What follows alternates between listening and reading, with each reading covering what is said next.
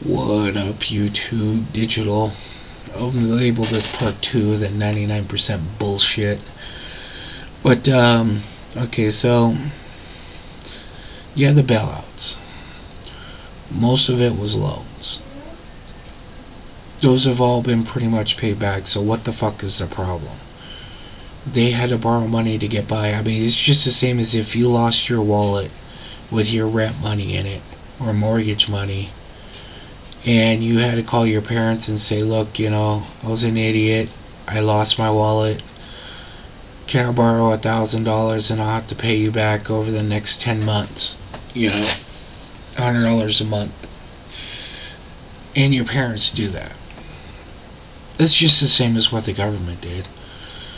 But from every loan that I actually look at, the actual specific loan between the government and a certain bank or an automaker or whatever, they have paid it off before their due date, and most of them are already all paid back. So what is the problem? What is the problem? If it's a loan, they put out the money, I got paid back. Who gives a fuck? The only reason they had to go to the government is because nobody can loan them that amount of money. There's no bank for $1 billion.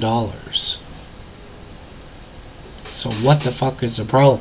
And the bailout thing, after reading it and everything else, it got pretty much, it's kind of misinformed, because we're not going to be on the hook for most of that. All of the money part that was loans, we're not on the hook for. They paid it back. They paid it back.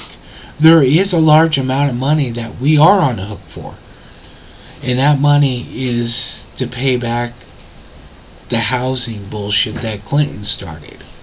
Yet again, that first-time buyers bullshit. The government is on the hook for any amount of money between the original loan amount and whatever that house sold for at auction.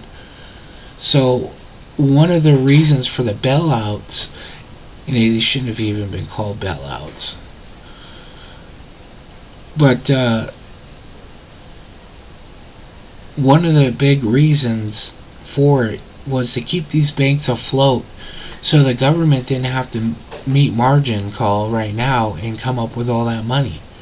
They would have had to come up with that money in the form of not a loan, a payout. So they were trying to keep these banks afloat and begging these banks in different ways, even passing laws to make these banks sit on this bullshit. And the bank said, okay, well, if you want us to sit on this bullshit, we need a loan, because otherwise we're not going to stay afloat.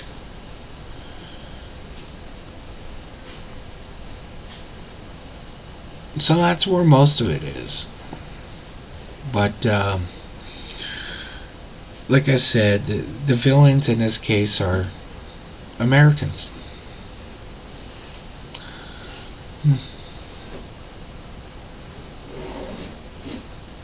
Yeah.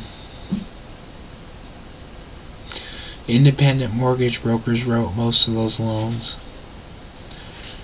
Then the secondary causes for fraud during that time, which they couldn't consider those mortgage loans fraud. They were just extremely poorly written. Actually, they were credibly written. They just in poor taste. But as far as actual fraud, most of that was secondary, and it was done between people like inspectors and mortgage brokers, shit like that. People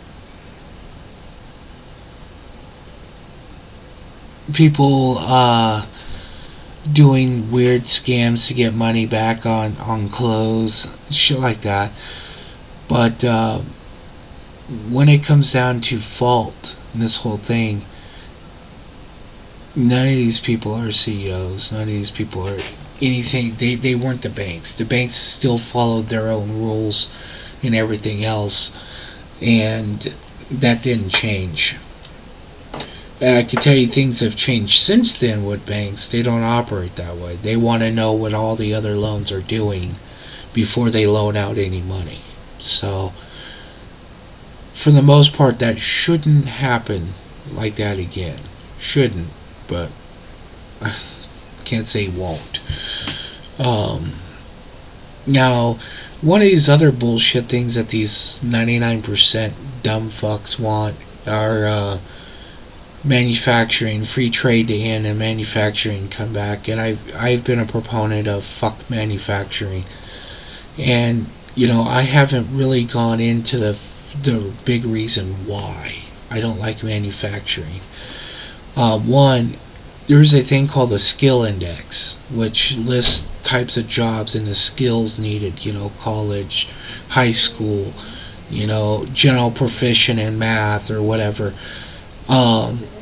When you get into fast food, retail, like retail for like Target or Walmart or something like that,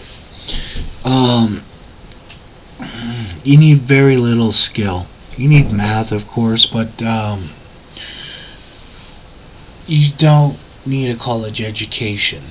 So those are considered non-skilled jobs, and amazingly, non-skilled jobs have low paychecks. Amazing how that works. So you have all these non-skilled jobs, and manufacturing is one of them. Now, something I haven't told before, one of the main reasons why I've been a proponent of fuck manufacturing in America is my mom worked it for 16 years. And during the time she worked for this major corporation in America that actually now does no longer manufactures in America, does outside of America, they were a decently paid company in America. As far as their American workers were decently paid for what they did. But even with that, and my mom working the night shift, all of her money went to daycare, childcare. So she still received a full welfare check every month. She might as well have not worked, and she would have got the same amount of money. See, welfare says, okay, well, if you got a family of 3, you should make X amount of money a month. Okay? If you don't, then they try to bridge the gap. If they don't give you a full check, it might be a partial check. In my mom's case, it was a full check every month. Now, my mom was even told by welfare workers she should just quit and just get her check the same. It wouldn't have mattered. I mean, she could have quit, got the same amount in money, and not have to worry about childcare. But she didn't want to do it like that, and did it until she got remarried. Well, yeah, I mean, it ended up crippling her, and she got paid no money. No retirement, no money. It's not a fucking skilled job. People need to get over it. If you want skilled jobs, there are plenty of fields that we do need to invest in the future, but manufacturing bullshit is not one of them. And there is a difference between manufacturing and manufacturing like with using a CNC or something like that, specialty manufacturing. And you're not going to get that many of those jobs.